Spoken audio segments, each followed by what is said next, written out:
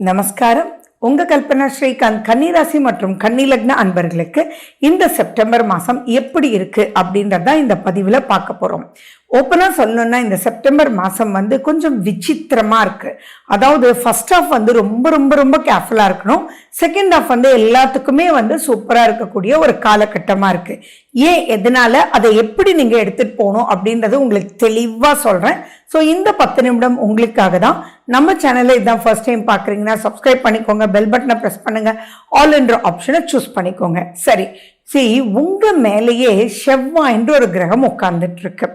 அந்த செவ்வாய் உட்கார்ந்து இருக்கிறது மட்டும் ப்ராப்ளம் இல்லை, சனி பகவானுடைய நேர் பார்வையில செவ்வாய் வராரு. செவ்வாயும் சனியும் சேர்ந்தாலே அப்பாடியோ இட்ஸ் அ வார் அப்படின்றத ஞாபகம் வச்சுக்கோங்க.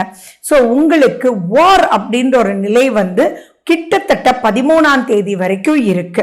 அது மட்டும் இல்லாம சுய ஜாதகத்துல சனி வக்ரம் பெற்றிருந்தா சமாளிச்சு வந்துடலாம் அப்படின்ற பாயிண்ட் இருக்கும்.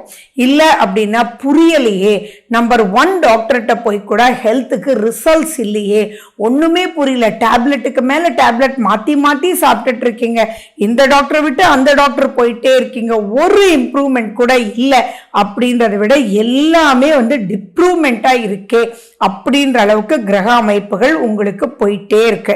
நம்பினவங்க எல்லாமே நம்பிக்கைக்கு ஆப்போசிட்டா நடந்துட்டே இருக்காங்களே அப்படின்ற மாதிரி இருக்கும்.